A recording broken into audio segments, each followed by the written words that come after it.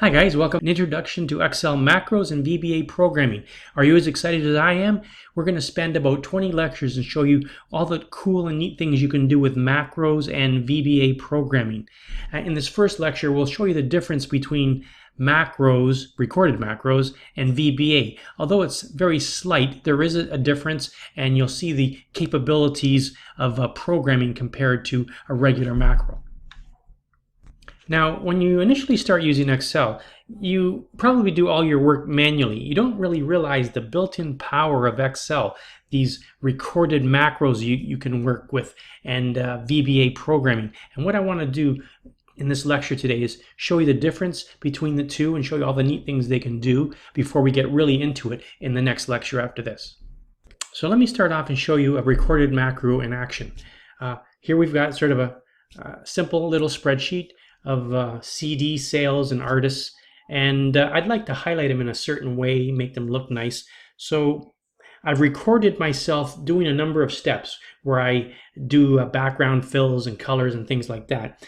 And after I did all that, I said, from now on, as long as I press Control F, it'll repeat all those 5 or 6 or 7 steps that it took me to do this. So watch, Control F, and instantly the screen display has changed with different backgrounds. That is the action of a recorded macro. So basically, a macro is a collection of commands that you can run with a single click. Sometimes you'll have a button to activate it, or a keyboard combination like I just did. They can automate almost anything you can do in Excel and even do things you might not even think were possible. Okay, so in essence, a macro is a computer program that gives automated instructions to the computer. So when you create a macro, you're recording your mouse clicks and keystrokes and everything else. After you create the macro, you can edit it, make minor changes, and change it slightly the way it works. The original macros were a way for a few characters to represent a lot of instructions. They were called macros because the output was much bigger than the input. So the real thing about macros is the use of macros in Excel saves time, and it can expand the capabilities of Excel. Suppose that every month you create a report for your accounting manager.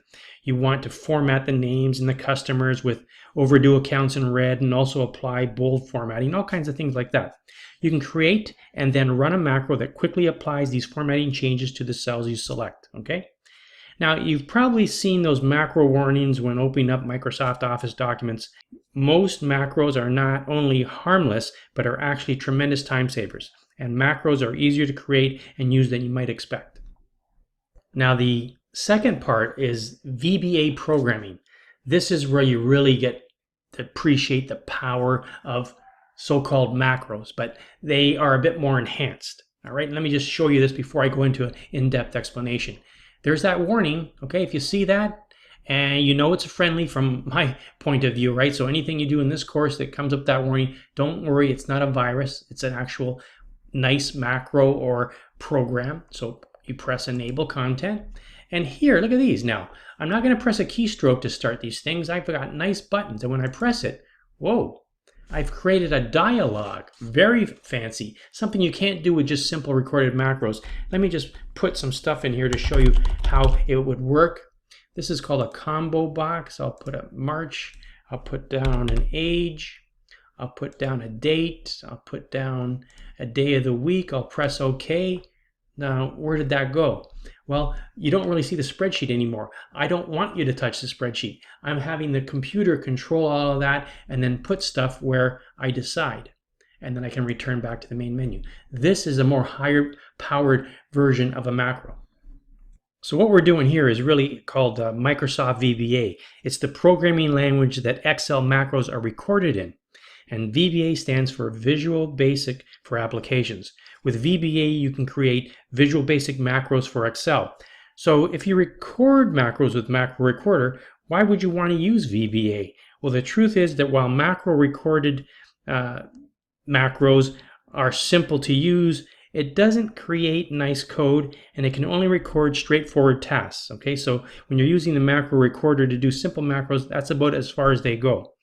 VBA, what we're going to spend a majority of this section on, allows you to add brains to your macros and turn them into intelligent programs. For example, you can ask the user to type in their name and store that in the program, just like we did.